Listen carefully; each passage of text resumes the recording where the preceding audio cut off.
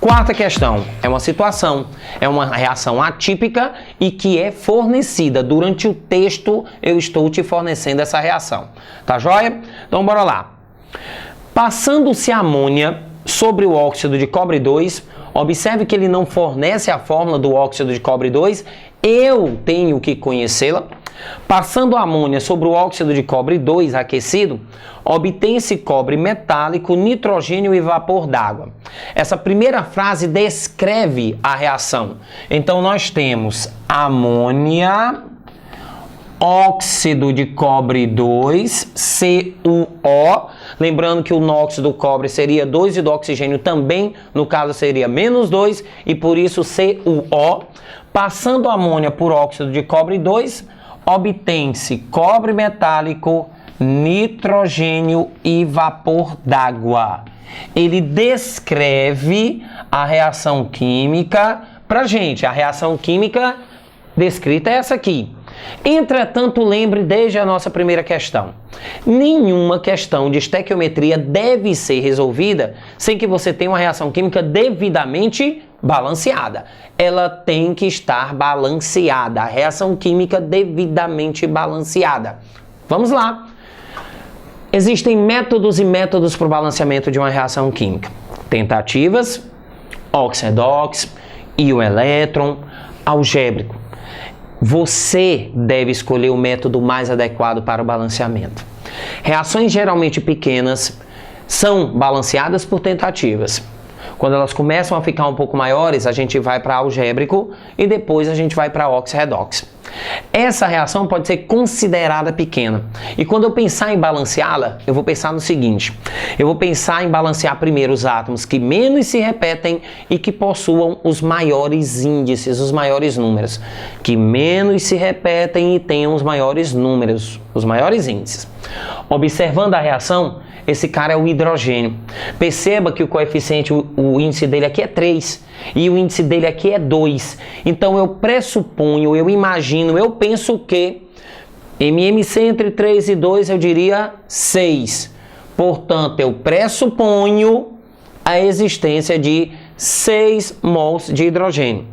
Para que hajam 6 mols de hidrogênio, é necessário que aqui eu tenha 2 mols de amônia, é necessário que aqui eu tenha 3 mols de água. Tudo bem?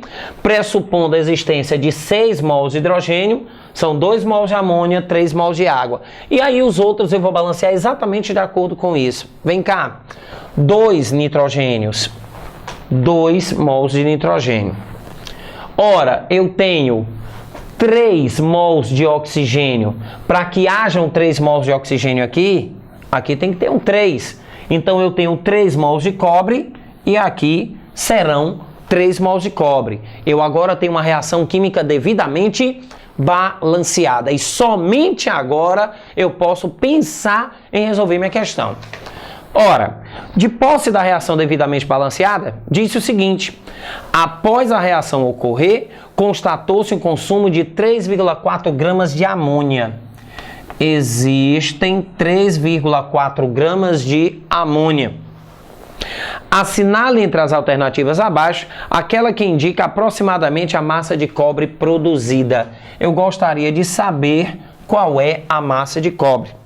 E aí, pela terceira vez hoje, toda vez que nós vamos estabelecer um raciocínio estequiométrico, uma questão de estequiometria, o que é que eu devo fazer? Estabelecer uma proporção em mols entre o que está sendo fornecido e o que está sendo pedido. Tudo bem? Então, vamos estabelecer essa proporção. Faremos o quê? Observando, eu tenho 2 mols de amônia, são 2 mols de amônia que produzem 3 mols de cobre. 2 mols de amônia produzem 3 mols de cobre, assim como 3,4 gramas de amônia estariam para uma massa M. Pela terceira vez, até ficar muito claro na sua cabeça, até ficar muito claro no teu entendimento, se aqui eu tenho massa, 3,4 gramas é massa, então onde eu leio o mol de amônia é para ter massa. Se aqui eu desejo calcular a massa de cobre, onde eu leio mol de cobre é para ter massa de 1 mol de cobre. Portanto, corrigindo a nossa relação estequiométrica, 2 mols de amônia. Ora, pessoal, o nitrogênio pesa 14, isso é dado, eu não tenho obrigação de saber. O hidrogênio pesa 1, então a amônia pesaria 17 gramas por mol. São 2 mols de amônia, portanto, 2 vezes 17 gramas de amônia estariam para 3 mols de cobre, dados na questão, 3 vezes 63,5 gramas. 3 vezes 63,5 gramas de cobre. E aqui vai um aviso.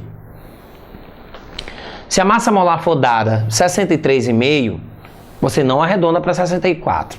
Se a massa molar for dada 35,5, você não arredonda para 36. Você mantém esse valor. Você não vai fazer nenhum tipo de aproximação com esses valores. Porque esses valores de massa são médias ponderadas dos isótopos desses elementos. Portanto, esse valor já tem o seu arredondamento, ele já tem a sua ponderação. Você só fará arredondamentos se a questão indicar esse arredondamento. Se ela não indicar, você faz a conta do jeito que está. Portanto, continuando, assim como 3,4 gramas de amônia estariam para uma massa M. Observe, gramas de amônia eu cancelo com gramas de amônia e sobra gramas de cobre. Essa massa de cobre seria 3,4 que multiplica 3 vezes 63,5, tudo isso dividido por 2 vezes 17. Essa massa, ela vai se tornar o quê, pessoal? 3 vezes 63,5, 190,5. Portanto, isso daqui vai dar 19,05 gramas de cobre. Tá ok?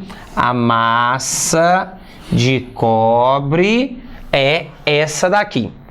Tá joia? Portanto, observando a resolução, eu deduzo claramente que a resposta da quarta questão é o item A.